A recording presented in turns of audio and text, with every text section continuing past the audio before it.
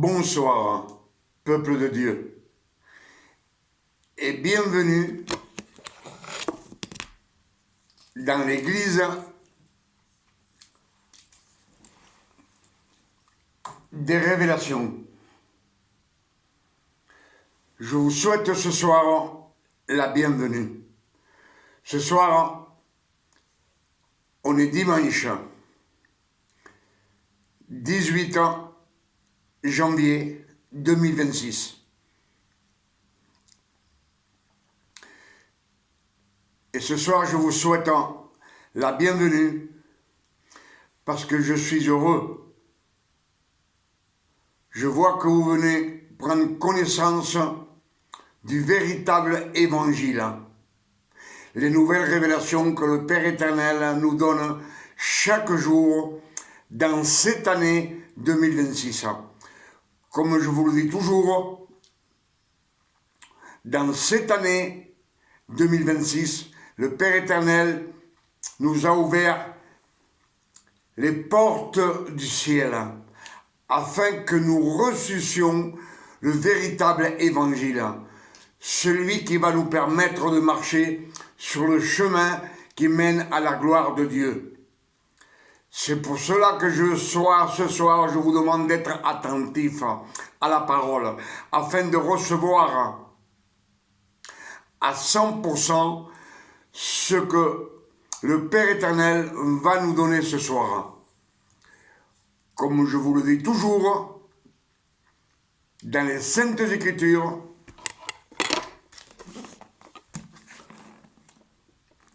le Père éternel nous dit des dizaines de fois, méditez ma parole. Soyez attentifs à ma parole. Écoutez mes préceptes, et je serai votre Dieu, et vous serez mon peuple. Amen. Pour cela, ce soir, je vous salue au nom de notre Père éternel. Et je vous salue au nom de notre Sauveur et Seigneur Emmanuel le Christ. Emmanuel le Christ, c'est le vrai nom que le Père éternel a donné au Fils de Marie. Cet homme que le monde entier de nos jours appelle Jésus. Jésus le Christ. Un prénom latin avec une phrase latine. Jésus le Christ. Amen. C'est pour cela que ce soir, comme je vous le dis à chaque fois, soyez attentifs. Et vous allez recevoir les nouvelles révélations et vos yeux et vos oreilles vont s'ouvrir à la parole. Amen. Ce qu'on va méditer ce soir, c'est l'Apocalypse. L'Apocalypse 12. Si je vous parle de l'Apocalypse, parce que on nous a toujours prêché que l'Apocalypse doit venir à la fin des temps. Et dans les Écritures, il nous est dit que l'Apocalypse a déjà commencé quand le Christ est né. Amen. L'Apocalypse a commencé quand le Christ est né. Et aujourd'hui, qu'on est en 2026, nous sommes à la fin de l'Apocalypse. Ce qu'on attend de nos jours, c'est que le Père éternel, Dieu lui-même, vienne, qui descend du ciel pour ressusciter tous ceux qui sont morts en Christ. Amen. C'est ce que nous disent les Saintes Écritures. 1 Thessaloniciens 4, verset 16. Nous disent les Écritures que le Père lui-même, le Seigneur lui-même, nous enverra un signe. Et au son de la trompette,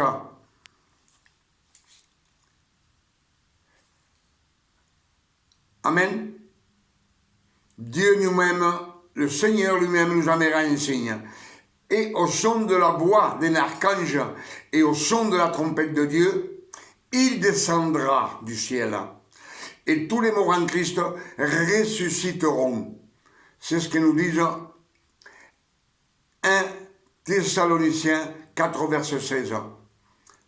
Et nous, les fils de Dieu, ceux qui ont été adoptés comme fils, nous sommes nés de nouveau et nous avons été adoptés comme fils.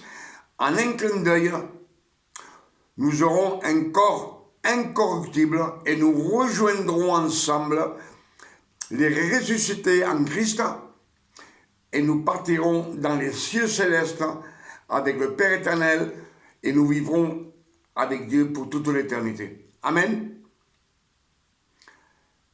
Donc, que l'Apocalypse, comme je vous l'ai dit, elle est commencée, c'est que nous disent les Écritures, à la naissance du Christ. Amen. Alors soyez attentifs, s'il vous plaît.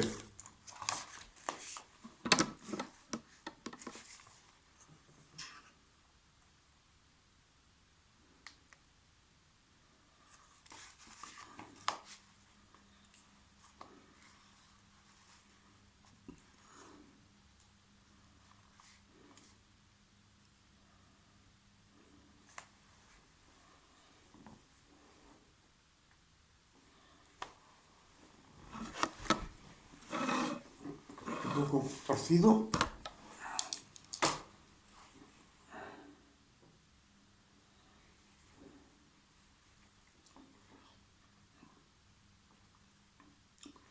Alors, ce que disent les Écritures, Apocalypse 12, verset 1. Un grand signe parut dans le ciel, une femme enveloppée du soleil, la lune sous ses pieds, et une couronne de 12 étoiles sur sa tête. Amen. Un grand signe parut dans le ciel, une femme enveloppée du soleil. Elle était enveloppée du soleil. Le soleil, c'est la lumière. La lumière. La lumière, on sait que c'est la parole de Dieu. La parole de Dieu. 1 Jean 1, verset 1 nous dit qu'au commencement était la parole. Et la parole était avec Dieu, et la parole était Dieu lui-même. Amen. Et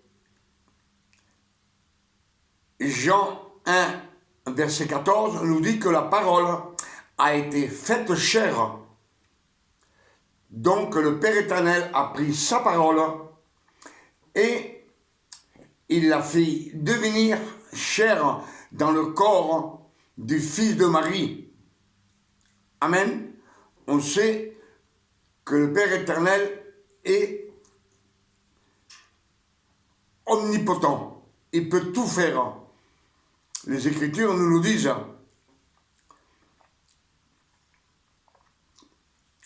Donc, cette femme, elle représente Marie, la mère de Jésus.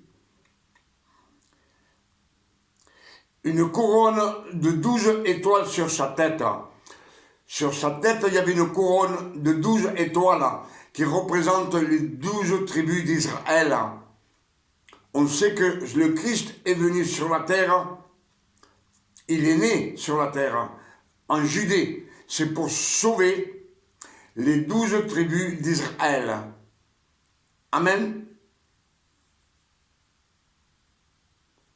C'est pour sauver, à l'époque, juste Israël, personne d'autre. ceux qui étaient sous la loi. Et on sait que les 12 tribus étaient sous la loi de Moïse, les 613 commandements. Amen.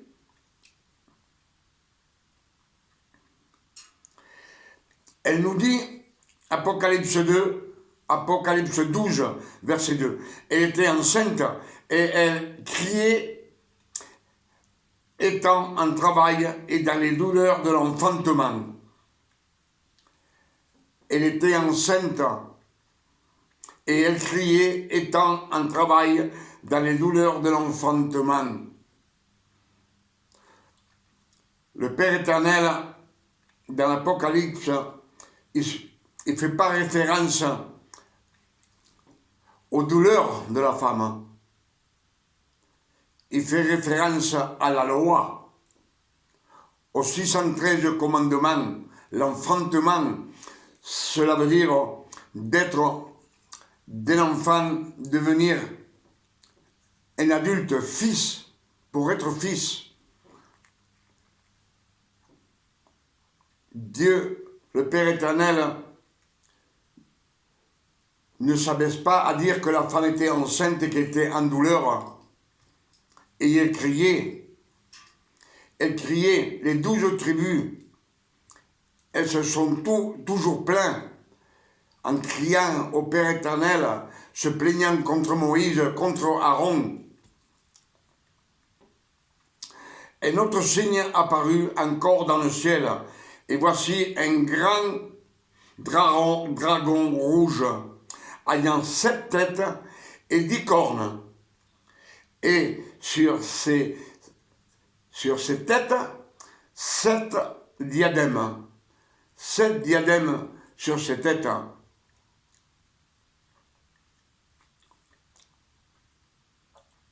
Un dragon rouge qui sortait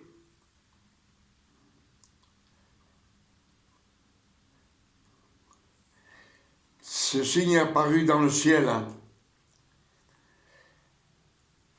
C'était un grand dragon rouge ayant 7 têtes et 10 cornes, et sur ses têtes 7 diadèmes. Sa queue entraînait le tiers des étoiles du ciel et les jetait sur la terre. On sait que Satan, quand il a été vaincu et jeté sur la terre, il a entraîné avec lui des milliards d'anges qui ont péché, qui l'ont suivi. Ils ont suivi Satan. Des anges, des archanges, ils ont suivi Satan. Il les a entraînés, le tiers des étoiles du ciel, et les jetés sur la terre. Le dragon se tint devant la femme qu'il allait enfanter, afin de dévorer son enfant, lorsqu'elle aurait enfanté. Amen. On sait que le diable veut dévorer le monde entier. Il veut nous dévorer avant qu'on soit fils de Dieu, qu'on soit tout petit enfant, comme les incrédules. La création. Et il nous parle aussi de la Vierge Marie. Elle enfantera un fils qui doit paître toutes les nations avec une verge de fer. Et son enfant fut enlevé vers Dieu et vers son trône. Dieu donna un trône au fils de Marie, au Christ, à Emmanuel. Il l'a assis à sa droite. Amen. Pour cela, il nous dit, et la femme s'enfuit dans le désert où elle avait un lieu préparé par Dieu, afin qu'elle y fût nourrie pendant 1260 jours. 1260 jours. Elle fut nourrie. Il y eut guerre dans le ciel. Michel et ses anges combattirent contre le dragon et le dragon. Contre le dragon et le dragon et ses anges.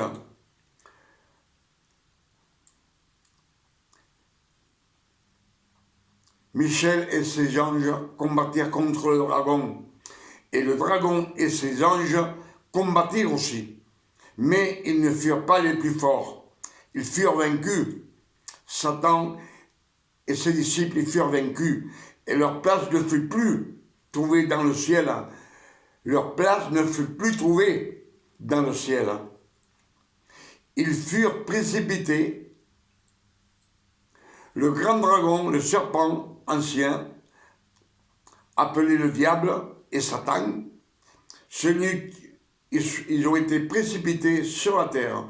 Celui qui séduit toute la terre, Satan, celui qui séduit toute la terre, il fut précipité sur la terre et ses anges furent précipités avec lui sur la terre. Ils sont pris au ciel. Depuis que Lucifer a péché, il avait un trône dans les abîmes, dans le ciel, près du Père. Je dis près du Père, il y a le ciel, les abîmes et notre ciel à nous. 3 cieux. Amen. Et j'entendis dans le ciel une voix forte qui disait, là c'est Jean, c'est l'Apocalypse de Jean, c'est Jean qui nous révèle ce qu'il a vu et ce qu'il a entendu. Jean, c'était le disciple préféré de Dieu, celui qui était toujours sa tête sur son cœur, du Christ. Amen. Et j'entendis dans le ciel une voix forte qui disait, maintenant, le salut est arrivé, le salut est arrivé, et la puissance et le règne de notre Dieu, et l'autorité de son Christ, car il a été précipité, l'accusateur qui nous accusait, il a été précipité.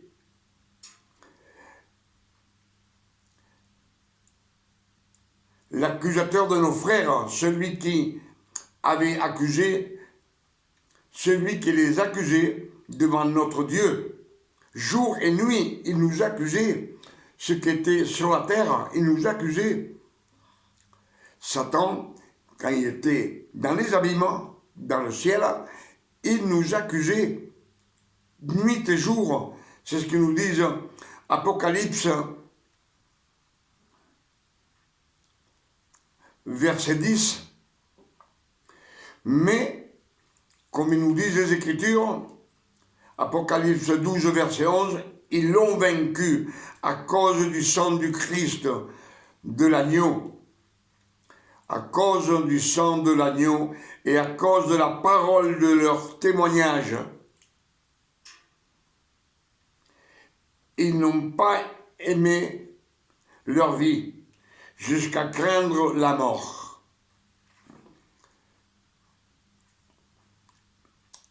Ils ont vaincu. Le Christ a vaincu Satan.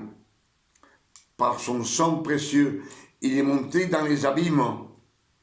L'archange Michael et ses anges ont combattu contre le dragon et ses anges, et le dragon a perdu.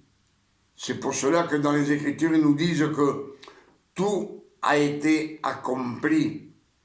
Christ, il dit au Père éternel,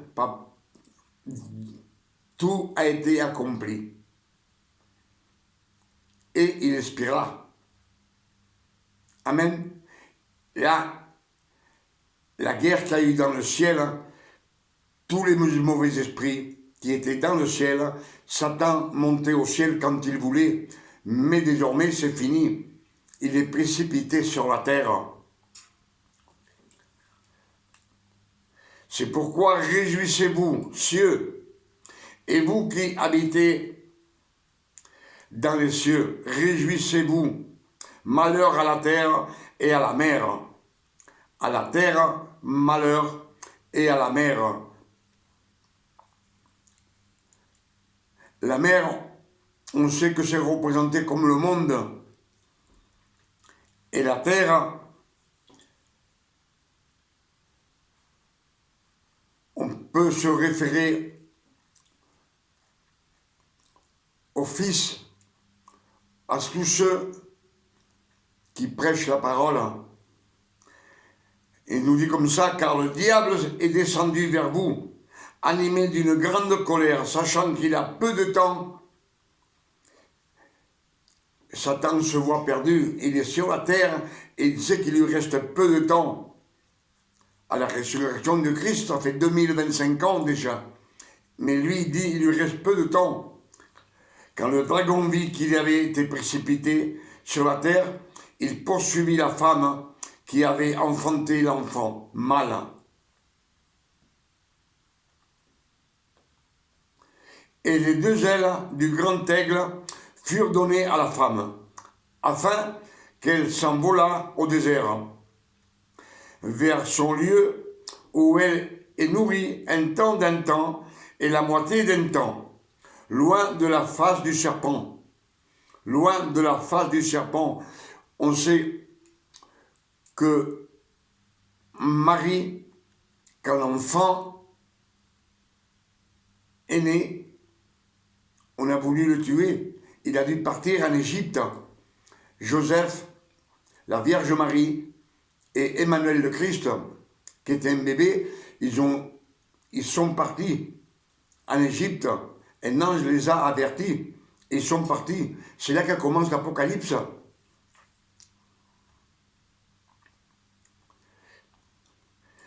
Il nous dit que, et de sa bouche le serpent lança de l'eau, comme un fleuve derrière la femme, afin de l'entraîner par le fleuve.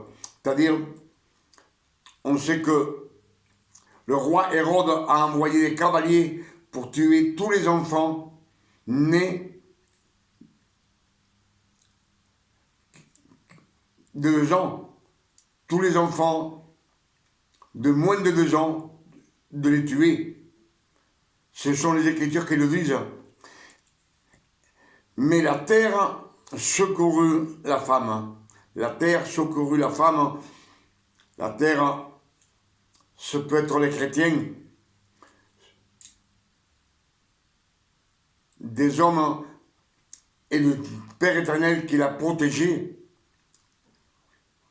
Pour cela, la terre ouvrit sa bouche et engloutit le fleuve que le dragon avait lancé de sa bouche. Et le dragon fut irrité contre la femme et il s'en alla faire la guerre au reste de la postérité. Au reste de la postérité, les hommes qui restaient, les femmes, le peuple, à ceux qui gardent les commandements de Dieu et qui ont le témoignage du Christ. Et il se tint sur le sable de la mer. Il est devant la mer. La mer représente le monde, les ténèbres, où le monde vit dans le péché, dans l'adultère. Il est là, prêt à celui qui sort pour pouvoir le dévorer. Amen. Et il nous dit qu'il est parti. Le dragon fut irrité contre la femme et il s'en alla faire la guerre au reste de sa postérité et à ceux qui gardent les commandements de Dieu et qui ont le témoignage du Christ. Et il se tint sur le sable de la mer. Amen. Il est parti faire la guerre à la postérité de la femme, à tous les peuples. Et on sait que ceux de la loi, ils ont toujours combattu avec ceux qui prêchaient la parole. Les 12 apôtres, exemple, ils ont été exterminés par ceux de la loi, par les Juifs. Et après, on sait que les guerres religieuses ont subsisté jusqu'à 1600, 1700, les guerres religieuses. Et aujourd'hui, ça continue. Mais aujourd'hui, on est au temps de la grâce. On sait que les croisés croyaient au Christ. Ils avaient les 10 commandements, mais ils combattaient. Ils faisaient des guerres contre les morts, contre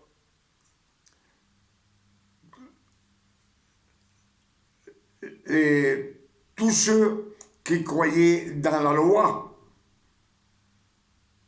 La loi, les 613 commandements, comme les pharisiens, les sadduciens qui croyaient à Moïse, et ils croient toujours à Moïse, et tous, ils se battaient, ils se faisaient les guerres pendant des centaines d'années, mais sachant que dans la loi, il est interdit de tuer, et dans les 10 commandements, tu ne tueras point. Mais eux, à cause des religions, ils sont trop tués, les uns contre les autres, pendant des siècles et des siècles. Ils étaient dans l'erreur. Quand le communisme est né, les premiers papes, il y avait les guerres. C'était les croisés. Ils allaient combattre, puis ils transportaient la croix. Amen. Donc, que ce que les Écritures nous disent, c'est que l'Apocalypse a commencé quand le Christ est né. On sait que quand le Christ est né, Marie, Joseph et le petit enfant, ils ont dû partir. Un ange les a avertis que le roi Hérode voulait tuer le Christ. Satan s'est servi de Hérode, du roi Hérode, pour tuer le Christ. Il nous dit qu'il est parti.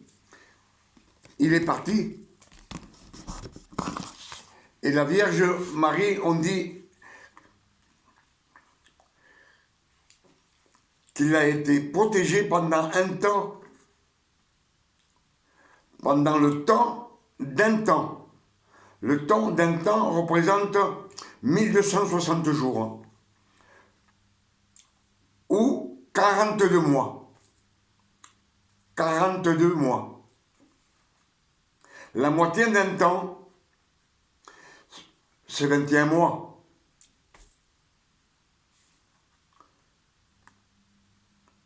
Ou 630 jours. Amen. C'est-à-dire que le Père éternel l'a éloigné du serpent pendant 1890 jours. 1890 jours, ils ont été éloignés d'Israël, de la Judée, d'où le Christ est né. Amen. Je pense que quand on nous dit qu'on attendait l'Apocalypse, l'Apocalypse, maintenant, c'est la fin. On est dans le 7e millénaire.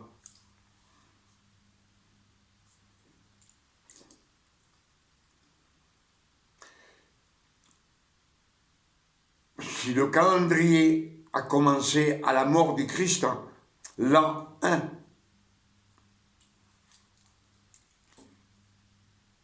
mais le calendrier que nous avons, nous, de nos jours, c'est encore le pape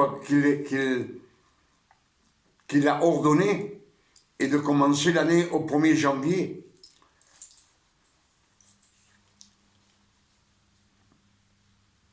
Ce sont les Écritures qui nous le disent, parce que dans l'Ancien Testament, le premier mois de l'année, c'était le mois de la Pâque, hein. C'était le mois d'avril, que commençait l'année au mois d'avril. Lisez les Écritures dans Exode et vous le verrez bien que c'est écrit. Pour toutes ces révélations que le Père éternel nous a données ce soir, dans cette année 2026, je dis merci Père éternel. Que le nom du Père éternel soit béni, glorifié et sanctifié sur la terre comme au ciel. Si le nom du Père éternel est glorifié et sanctifié, c'est à nous de le glorifier. C'est à nous de le sanctifier avec les uns et les autres, entre tous les frères, et prêcher la bonne nouvelle, prêcher les nouvelles révélations que le Père éternel nous donne chaque jour dans cette année 2026, afin que le monde entier sache la vérité, qu'il connaisse le véritable évangile, celui qui nous mène sur le chemin qui monte à la gloire du Père éternel, et qu'on puisse vivre avec lui pour toute l'éternité. Amen. Pour cela, comme je vous le dis, je dis merci Père éternel. Je suis reconnaissant de tout ce message, de toutes ces révélations que le Père nous donne dans cette année 2026 et dans l'année dernière, qu'il nous a donné pendant toute l'année 2025. Toute l'année, il nous a donné des révélations. Puis cette année, il nous a encore ouvert les portes du ciel afin que nous reçussions le véritable évangile. Amen. Pour cela, je prie et je demande au Père éternel, au nom de notre Sauveur et Seigneur Emmanuel le Christ, que ce message puisse nous éclairer, nous conduire sur le bon chemin, croire la vérité. Que ces messages, vous et moi, et ceux qui m'entendent, puissent les mémoriser et les prêcher un peu à toute personne où vous avez le privilège de parler un moment avec eux. Parlez-leur des bontés du Père éternel et des bontés du Christ, de l'élu, afin qu'eux aussi puissent s'approcher et venir dans ce chemin qui mène à la gloire du Père éternel.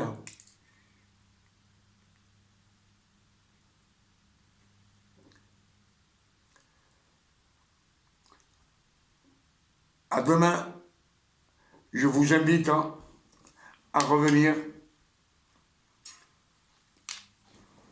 dans l'église des révélations. Le Père éternel va nous donner beaucoup de révélations encore. Amen. C'est pour ça que je vous invite à venir, afin que vous preniez connaissance des nouvelles révélations.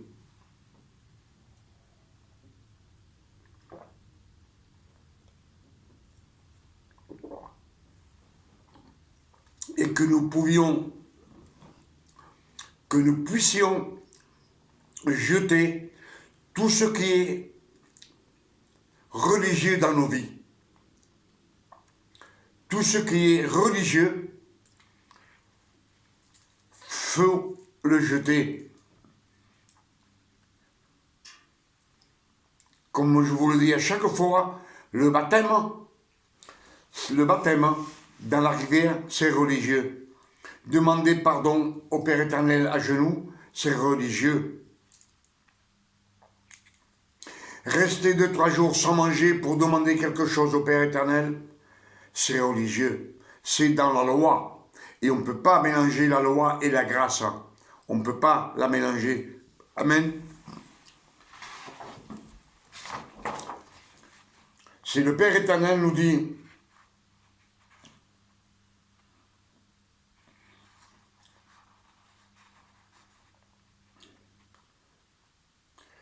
Romains 6, verset 3, nous dit que le Christ nous a baptisés dans sa mort, non dans un lac, non dans le Jourdain, dans sa mort, il nous a baptisés dans sa mort. Ephésiens 2, verset 6 nous dit, Dieu nous a ressuscités, nous a fait revenir à la vie ensemble avec le Christ. Et ensemble, il nous a assis ensemble avec le Christ dans les cieux célestes.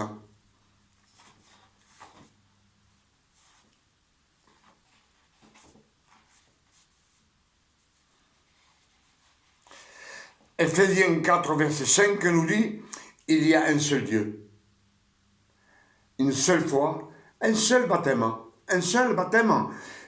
Alors combien de baptêmes qu'il y a? Le baptême du feu, le baptême du Saint-Esprit, le baptême de l'eau dans la rivière. Non, il y a un seul baptême, celui que le Christ dit à Nicodème. Jean 3, verset 5, Nicodème, c'est un docteur de la loi. Et le Christ lui dit, en vérité, je te le dis, si tu ne renais de l'eau et de l'esprit, tu ne rentreras pas au royaume de Dieu. C'est clair, hein? Un seul baptême, un seul, ceux de la parole. C'est pour cela, le baptême de la parole, c'est de prendre les Écritures et les méditer des dizaines de fois. C'est ce que nous disent les Écritures. C'est un conseil. Ce conseil, le Père éternel leur a donné à tous les hommes qu'il a choisis dans l'Ancien Testament. Il a choisi Moïse. Il lui dit, Moïse, suivre le Père éternel le jour et la nuit. Josué, médite les Écritures jour et nuit, que ce livre ne s'écarte jamais de ta bouche, afin que tout te réussisse sur la terre. Ézéchiel, mange ce que tu trouves. Prends ce rouleau et mange-le. Et après, va parler au peuple d'Israël.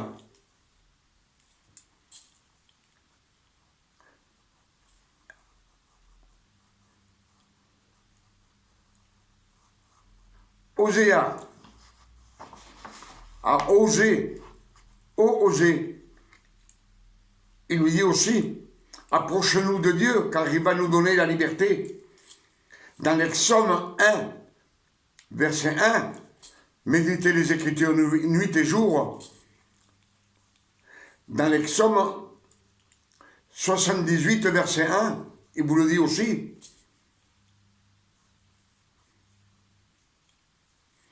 De s'approcher du Père éternel le plus possible, méditer.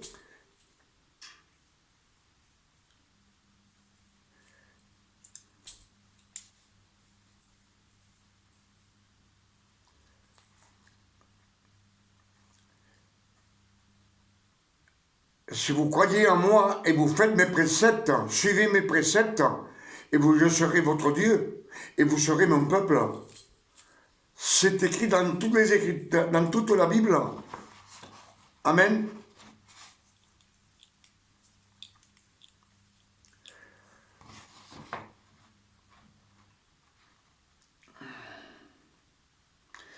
Dans les Écritures, il nous est dit aussi, 1 Timothée 4, verset 16, veille sur toi-même, ce que tu écoutes, comment tu pratiques la parole, ce que tu fais de ta vie.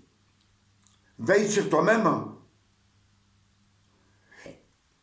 Et sur ton enseignance, ce que tu apprends, ce que tu écoutes. de faire attention. Amen.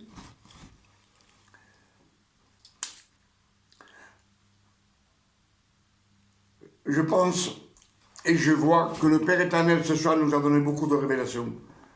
Alors, mémorisez-les pour pouvoir les prêcher, vous aussi, à tous celui que vous avez l'opportunité de parler avec eux. Dites-leur qu'ils apprennent aussi les révélations et qu'ils viennent à marcher sur le chemin qui mène à la gloire de Dieu. Amen. Et je demande au Père éternel, au nom de notre Sauveur et Seigneur Emmanuel le Christ, qui nous donne une nuit de repos, de tranquillité, de paix, de santé, comme le Père éternel donne à ses fils, à tous ceux qui sont nés de nouveau et qui ont été adoptés par le sang du Christ, par le Père éternel, par son amour. Amen.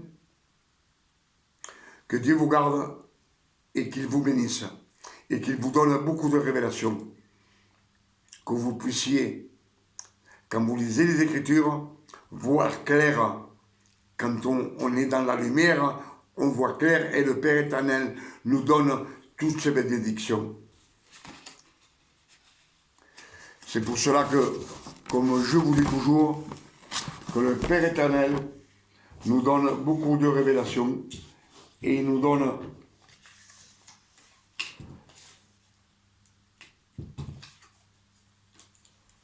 des bénédictions, beaucoup de bénédictions, dans son amour, dans sa bonté, dans sa miséricorde, car il nous aime d'un amour incomparable.